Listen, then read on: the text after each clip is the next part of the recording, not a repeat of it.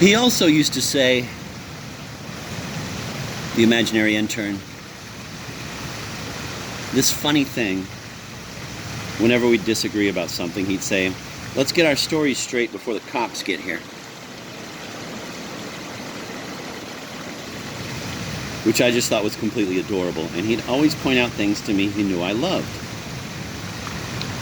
We'd be walking down the street and he'd be like, wimpled nuns at 10 o'clock.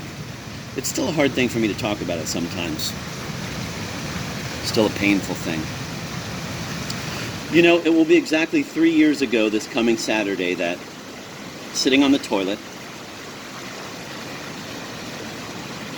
I looked down at a pattern of cracks in the tile on my bathroom floor and conjured him up.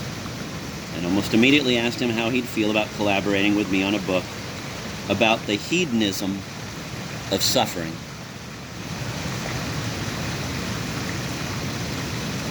How would I feel, he replied.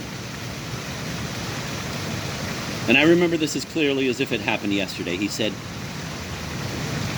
I'm feeling like a mogul hitting jackpots on my mobile, which is a line from a TV ad for online gambling in New Jersey. This was just the way he expressed himself sometimes, in a kind of code or through citations like that. I mean, he was very enigmatic, which is probably pretty par for the course for a paracosm entity. But he was also, I think, just very sensitive and very shy. There was a show on Nickelodeon that we watched together once called Victorious, and one of the characters was this kid Robbie, who had a puppet named Rex, and Robbie did this whole ventriloquist thing. He was a shy kid, and the puppet had this brash, sassy personality. And so it enabled Robbie to express himself in ways he couldn't on his own. And I could see that show made the imaginary intern really uncomfortable, and I couldn't for the life of me figure out why. And I'd even tease him about it and suggest we binge watch all 4 seasons.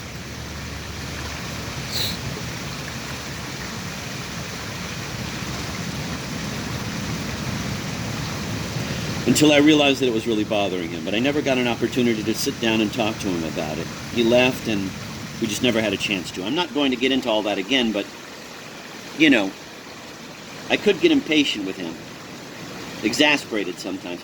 And I never realized back then that his aversion to the show, which was ostensibly about the acting and the writing, was, I don't know, failed or displaced.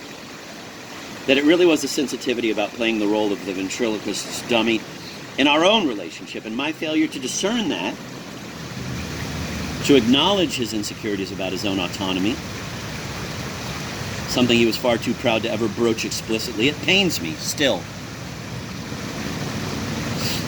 Because I never thought of our relationship in that way, ever. The fact is that the imaginary intern frequently said things to me, cryptic, puzzling things that I simply could not have put in his mouth.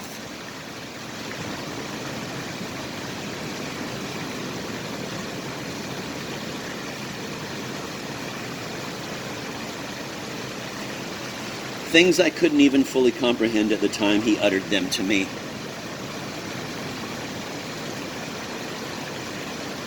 For instance, once he said, autobiography is the Auschwitz of psycholinguistics. Not in those exact words, of course, but that was basically the gist of what he said. And for a long time, I tried to work through what that might actually mean. And in the end, I think this may be the complete opposite of what I was thinking about before. This may actually be something that turned out to be completely specious, that seemed to be abstruse and profound at first, but then turned out to be completely puerile. But I don't care, I still love it.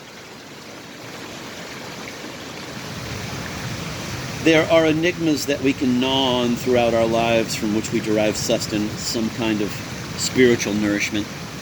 I'm thinking of certain kinds of riddles and cones and philosophical conundrums, things like that. But there are also enigmas that throughout our lives gnaw on us.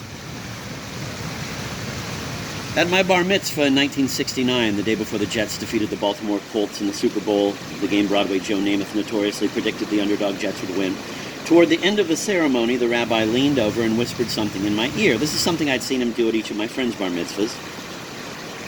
And I'd asked him what he had said, and it was usually a version of what you might call words of wisdom, sometimes a bit platitudinous, but at other times very specific to the boy and his idiosyncrasies and predilections, and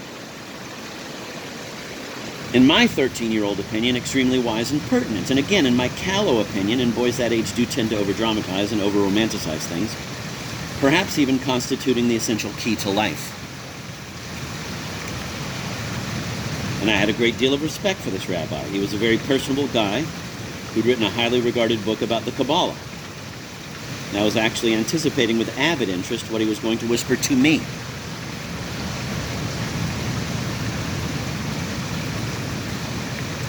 I should add here that for my bar mitzvah, I was wearing this ridiculous multicolored brocade Nehru jacket that my mom had picked out for me. Do you remember that jacket? Mark's mom. You wore that jacket for the party the next day. At the bar mitzvah itself, you wore a regular suit. Mark. Well, anyway, the rabbi leaned over and he whispered something in my ear, but he was so close to my ear that the words were completely garbled. Completely unintelligible. It just sounded like static to me, and I said, "What?" And he did the same thing. Put his mouth right up to my ear, too close, and said who knows what. It was just more distorted static. And I asked him one more time, "What did you say?" But I could see out of the corner of my eye some guy, I don't know who it was or what his function was. In my memory's eye, he's wearing a headset like the producer on a talk show, but surely that's an interpolation. He was making that circular motion in the air with his arm to indicate that we needed to get things moving here. And the rabbi resumed whatever other tasks he needed to resume in order to finish the ceremony.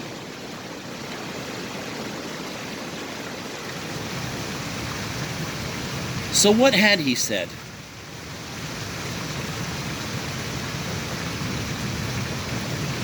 Was it English, Hebrew, some version of faux Japanese gibberish, i.e., a kind of placebo wisdom? Was it some Kabbalistic invocation from the Zohar? Was it my secret mantra? Or some banal platitude I could easily live without? I'll never know. Was it, given the fact that life is essentially one long BDSM scene, was it my special safe word that I could use to make it all stop?